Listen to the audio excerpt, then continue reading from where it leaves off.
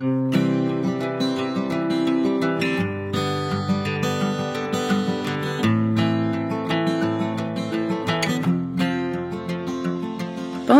bienvenue dans Incorporer, le podcast qui va t'aider à plus habiter ton corps et à mieux vivre ta vie.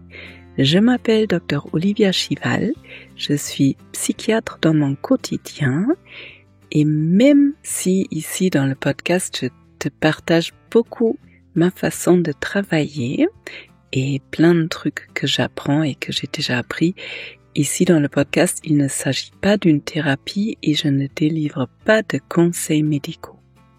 C'est un endroit ici dans le podcast où je mets au centre le corps, ou plutôt le lien entre le corps et l'esprit. C'est un peu le centre de tout mon travail. Et justement, peut-être tu as envie, avant qu'on plonge dans l'épisode, de prendre 3 grandes respirations. Et à chaque expiration, laissez ton centre de gravité descendre vers les pieds, vers la terre, vers le support sur lequel tu es assise, assis ou peut-être allongé, ou peut-être debout, juste pour faire un petit check-in arrivé aussi dans ton propre corps. Bienvenue dans ce nouvel épisode qui risque d'être un peu particulier et très personnel et je suis déjà très curieuse des retours que vous allez me faire si ce genre d'épisode vous parle ou peut-être moins parce que c'est le premier épisode solo que je fais après ma pause d'été.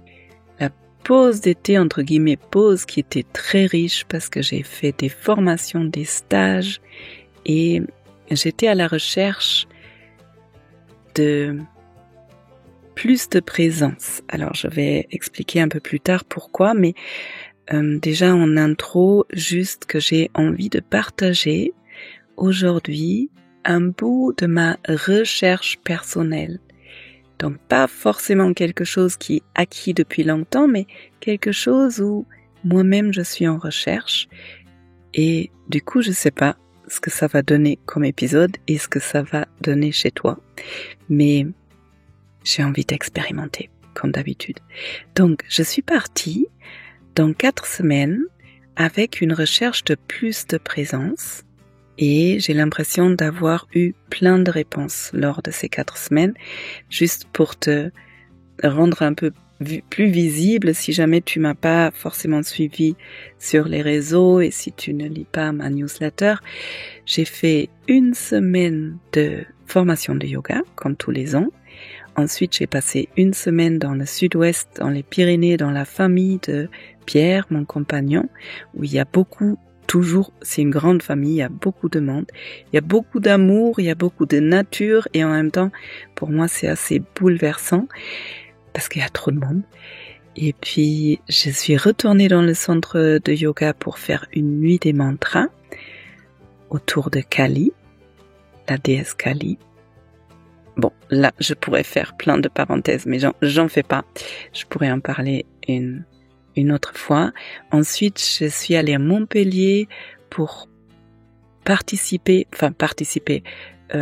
accueillir ou être stagiaire, c'est ça le mot, être stagiaire dans 1 semaine de formation d'hypnose avec l'école Arche, avec laquelle je me forme depuis quelques années maintenant. Et j'ai terminé en beauté avec 1 semaine de retraite, stage, femmes autour de la féminité en Suisse germanophone, un travail de Diana Richardson que j'ai déjà dû évoquer dans ce podcast. J'adore son travail. Si tu ne la connais pas, Diana Richardson, c'est vraiment un partage du cœur. C'est un travail hyper puissant, très doux, très dans la bienveillance. Bref, longue introduction. Avec tout ça dit, je pars dans l'épisode.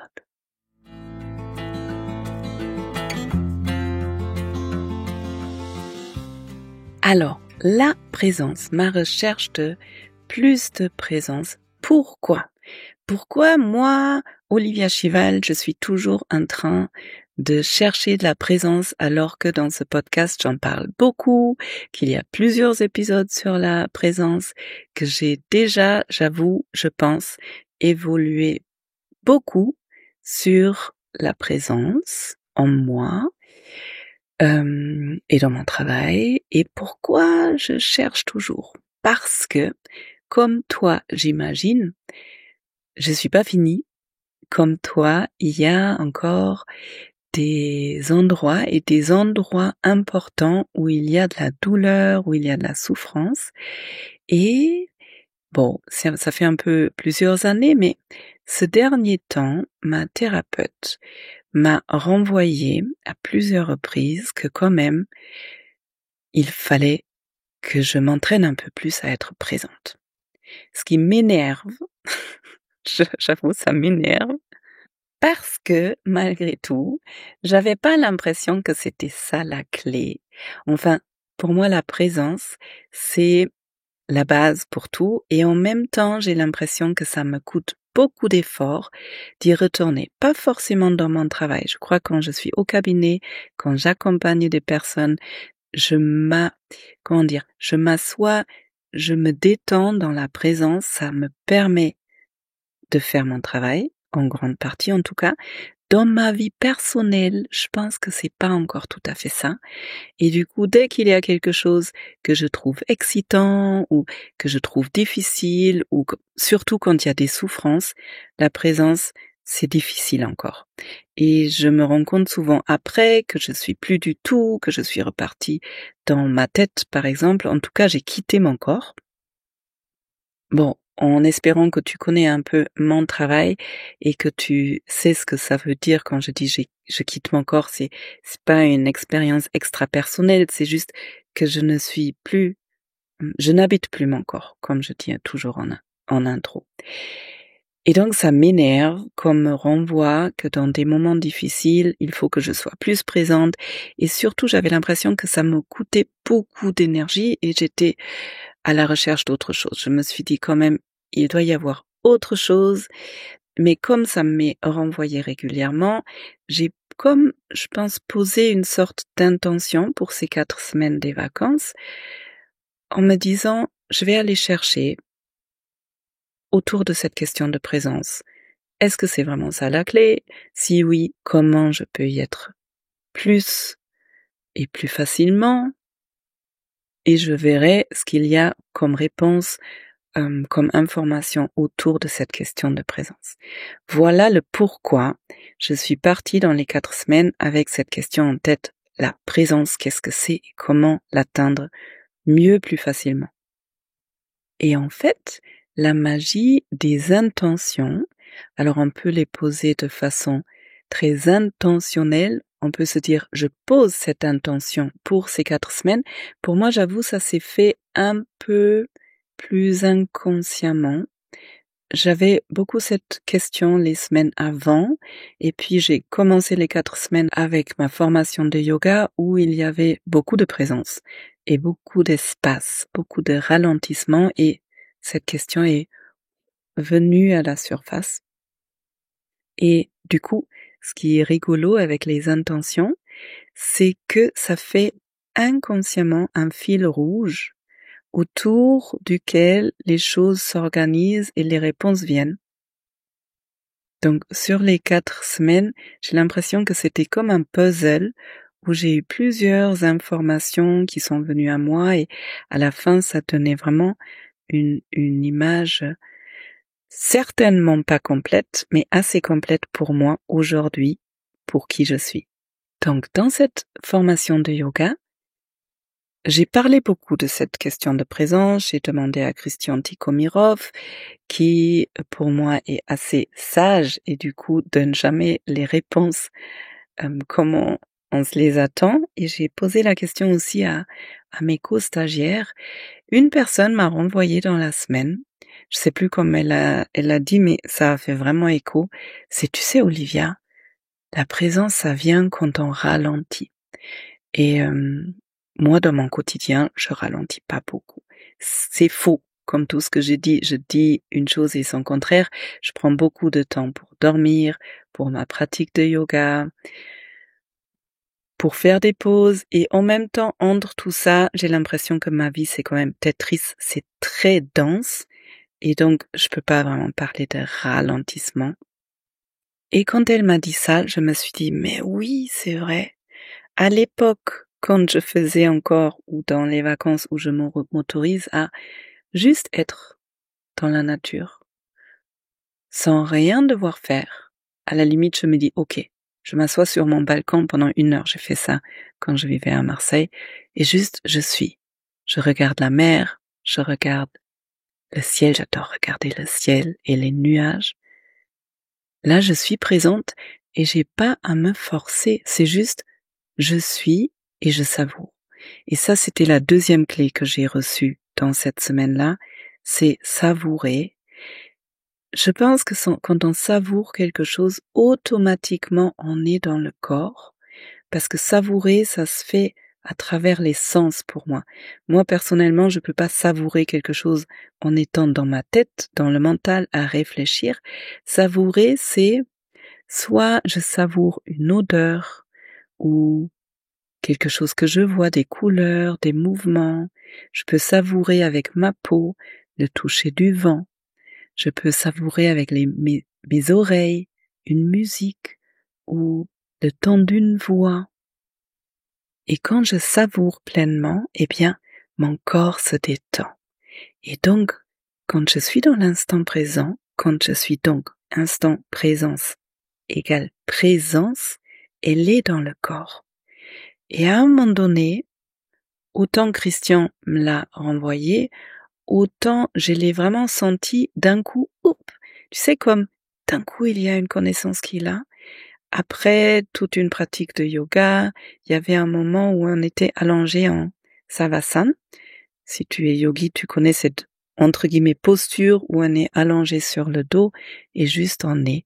Et on savoure tout ce qui s'est passé avant, et je l'ai savouré dans des sensations hyper fines et hyper puissantes. Et ça, c'est revenu plus tard dans ces 4 semaines, que la saveur, elle est dans le corps, elle est le plus en ralenti, le plus les sensations sont vraiment fines, le plus elles sont en même temps puissantes, même si ça semble vraiment contradictoire. Et à vrai dire, je sais pas si on peut décrire ça avec des mots. Donc, si ça se trouve, tu sais exactement de quoi je parle parce que tu l'as vécu. Si c'est du chinois, pour toi, ce que je dis, eh bien, je te souhaite d'avoir confiance, de peut-être, si ça te parle quand même quelque part, juste laisser venir les mots et avoir confiance qu'à un moment donné, si tu es sur ce chemin-là, tu vas savoir de quoi je parle. C'est des sensations tellement fines qu'elles sont à peine perceptibles, et surtout dès que je fais un mouvement, je le sens plus, et en même temps tellement puissant que ça donne des frissons, et que cette présence dans le yoga, on la ressent dans le corps, mais on la ressent surtout autour. Parce qu'en yoga traditionnel, on parle de plusieurs corps. On a un corps physique, un corps énergétique, un corps mental. Il y a d'autres traditions qui peuvent peut-être parler de aura ou quelque chose comme ça, mais sans aller dans un truc très spirituel, ça t'est peut-être déjà arrivé de sentir que ton espace, il est plus grand que ton corps.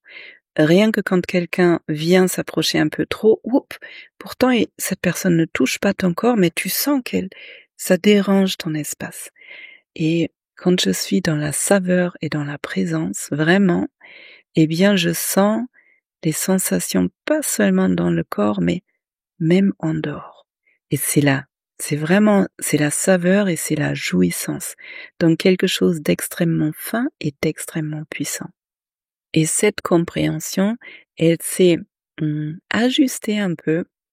Bon, dans la 2e semaine où j'étais avec beaucoup de personnes, je pense que je me suis rendu compte surtout que j'étais pas souvent présente, parce que d'un côté, je voulais travailler en même temps, d'autre côté, de l'autre côté, je voulais profiter des autres. Et du coup, j'étais vraiment pas dans le ralentissement, sauf 2 jours où on était en nature et où j'ai vraiment senti, mon système nerveux, il relâche et je suis presque en communication avec la nature. On a fait une très belle balade dans la brume, dans la forêt. C'était absolument magique. Et j'ai partagé quelques photos sur Insta et je vais certainement partager encore quelques images de cette balade tellement savoureuse, où l'intérieur et l'extérieur s'est confondu. Bref. Et puis, il y avait la formation d'hypnose où, pareil, mon formateur, il m'épate parce que ces formateurs ne me connaissent absolument pas. Ils me voient une semaine. Et comme il y a 2 ans, Delphine m'avait déjà dit, écoute, la technique, c'est tout bon. J'aimerais bien que tu sois plus présente à toi. Et là, cette année, c'est Dimitri qui m'a dit, tu fais beaucoup d'efforts, Olivia, ça se voit. Donc là, je partage vraiment quelque chose de très intime parce que ça me parle beaucoup. Je fais beaucoup d'efforts et cet effort, il m'empêche d'être vraiment présente. Parce que la présence pour moi, c'est je m'assois, je me pose dans moi et quand j'accompagne quelqu'un, je me pose dans la relation. Au lieu de, je suis dans ma tête, je réfléchis, je fais des efforts, qu'est-ce qu'il faut que je fasse pour bien faire? Et dans cette formation de yoga, de hypnose, on a fait une très belle expérience. Un exercice où on était à 2 et une personne devait essayer de faire une sorte d'induction, enfin bref, de faire de l'hypnose sur l'autre qui était à plusieurs mètres. Et au lieu d'essayer de bien faire, d'appliquer les techniques, etc., vraiment être soi-même et ça s'entend dans la voix. Je ne sais pas si je peux bien expliquer cet exercice. En tout cas, quand moi j'étais celle qui recevait, l'autre personne, j'ai vraiment senti dès qu'elle essayait, dès qu'elle allait dans la technique, dès qu'elle essayait de bien faire, j'ai senti, c'était hyper presque brutale, je me suis sentie seule dans la relation. C'est comme si elle quittait la relation pour aller dans bien faire et elle n'était plus avec moi et j'en ai des frissons là quand j'en parle. Et du coup, quand je lui ai renvoyé ça, et puis dès qu'elle est du coup revenue dans elle et dans la relation, je me suis vraiment sentie accompagnée par elle. Et donc, juste pour finir la boucle, la 4e semaine en stage femme, là c'était vraiment très puissant. Ce stage, il était dans la détente. J'ai l'impression que c'était 5 jours, je crois.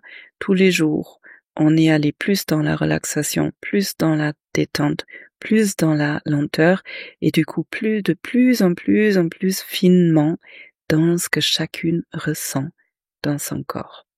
Et c'est vraiment dans les moments les plus simples, les plus banals, que j'ai senti les trucs les plus puissants, les plus forts.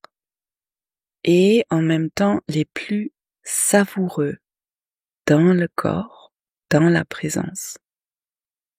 Et avec moi d'abord. Et un apprentissage qui est là depuis longtemps et qui se répète pour moi, c'est la vraie présence, je la sens d'abord avec moi. Et à moins d'être vraiment habitué et être dedans, parce que comme tout, ça s'entraîne, je peux sentir à quel point, dès que je me mets en lien avec quelqu'un d'autre, en contact avec quelqu'un d'autre, ça me sort de la présence à moi et du coup, je ne suis plus présente à l'autre. Je me sens comme sortie de moi-même. Du coup, oui, je suis avec l'autre, mais pas dans une présence qui est amour, ou qui est sans attente et sans vouloir quelque chose de l'autre. Voilà mon voyage et maintenant j'ai envie de te partager juste quelques apprentissages que j'ai résumés, à voir si ça te parle ou pas. La présence, je viens de le dire, la présence en fait c'est l'amour. Pour moi, la présence c'est vraiment l'expression de l'amour. Et il y a Diana, elle s'appelle aussi Diana comme Diana Richardson. Donc j'imagine que Diana Richardson, elle dit ça. Notre présence, c'est notre plus grande force. Comme notre amour, c'est notre plus grande force. C'est le plus grand cadeau qu'on puisse faire au monde, à quelqu'un d'autre, quand on est accompagnant, peu importe thérapeute ou médecin ou sage-femme ou infirmière ou juste accompagnant de quelqu'un qui souffre à la maison. Notre amour et donc notre présence, c'est vraiment ce qu'on a de plus fort à donner à quelqu'un. Et pour pouvoir la donner à quelqu'un, d'abord, on a besoin de se la donner. Donc être présente à soi-même, c'est en quelque sorte me donner mon amour. Et du coup, être bienveillante envers moi-même. C'est ça, le vrai amour de soi, d'être présent dans soi. Puis un autre apprentissage, c'est tout est déjà là. Et je crois dans la semaine du stage femme, on nous l'a répété plein de fois. Parce que moi, en premier, je vais toujours chercher des solutions à l'extérieur. Et tout est là. L'amour est à l'intérieur de toi. La présence est à l'intérieur de toi. Oui, moi, j'ai besoin de personnes extérieures qui me le rappellent. Et, en revanche, qui me rappellent juste de retourner dans moi. Et du coup, ça, c'est une répétition de tout ce que je viens de dire. Être présent, c'est aimer être dans le corps. Ce qui peut être un grand challenge pour les personnes qui ont vécu des traumatismes, et ça se fait vraiment progressivement, couche par couche, mais vraiment aimer vivre dans mon corps, ressentir toutes ces sensations immensément fines, banales, presque imperceptibles, sentir que ça vit à l'intérieur du corps. La vie, elle est en nous et la vie, elle se traduit par ces sensations tellement fines. C'est une énergie qui est infinie, du coup, on touche aussi à l'abondance. Notre corps, c'est l'abondance. Et c'est une énergie tellement subtile et douce. Et ça fait écho à l'amour. C'est la douceur et en même temps tellement forte. Et ça, cette perception de cette énergie douce, fine, subtile, banale et ultra puissante, elle se fait dans le ralentissement et dans la détente. Quand je suis tendue, quand le corps est tendu, c'est impossible de sentir des sensations fines. On peut sentir que des grosses crispations, des tensions, des douleurs. Et donc, pour revenir à ma recherche primaire, finalement, je me suis probablement rendu compte que ma thérapeute, elle avait raison. C'est quand il y a souffrance, c'est qu'il y a peur. Et au lieu de vouloir traiter la peur, eh bien, il, entre guillemets, suffirait d'amener la présence, donc, présence égale amour, donc amener l'amour là où il y a la peur, et la peur, elle va se dissiper. C'est hyper facilement dit, je trouve. J'ai pas vraiment encore intégré tout, bien sûr, mais j'ai l'impression d'avoir un peu mieux compris que quand il y a souffrance, si j'amène la présence, la vraie présence en moi, eh bien, la souffrance, elle va se dissiper. Et puis, c'est Diana qui m'a dit, there is no shortcut. Moi qui veux toujours chercher des courts-circuits, de contourner, de trouver un chemin plus court. Il n'y a pas de chemin plus court. Presence is the key. C'est vraiment la présence. La présence, c'est tout.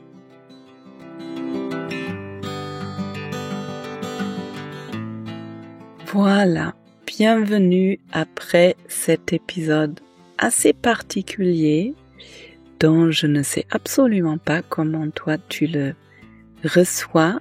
Si tu écoutes toujours, c'est que il y a quelque chose qui t'a parlé. et je suis reconnaissante pour ça. Et si tu as envie de me faire un retour, c'est avec grand plaisir. Si mon travail te plaît, si tu connais quelqu'un pour qui un peu plus de présence, un peu plus de compréhension de présence peut-être pourrait être aidant, eh bien, tu es invité à partager cet épisode via les réseaux, peut-être via WhatsApp ou via mail. Et puis, si tu as envie de soutenir mon travail, merci d'abonner la chaîne, de me laisser des commentaires sur la plateforme là où tu écoutes le podcast, ça fait vraiment une grande différence. Et puis, si tu as envie de lire un peu plus sur mon travail, tu peux t'inscrire à la lettre d'Olivia. Je me rends compte, je partage pas les mêmes choses que je partage dans le podcast, parce qu'en même temps, j'ai l'impression que toi qui m'écoutes n'es pas forcément la même personne qui me lit, et en même temps, je sais qu'il y a des personnes qui me lisent, qui m'écoutent. Tu peux venir me voir sur Instagram, m'écrire. Je suis ravie pour chaque retour que tu me fais. Et puis, je reviens à ma présence. Je me pose dans mon corps et je te souhaite d'aller bien. Je te souhaite une belle journée, une belle soirée. Prends bien soin de toi et à bientôt.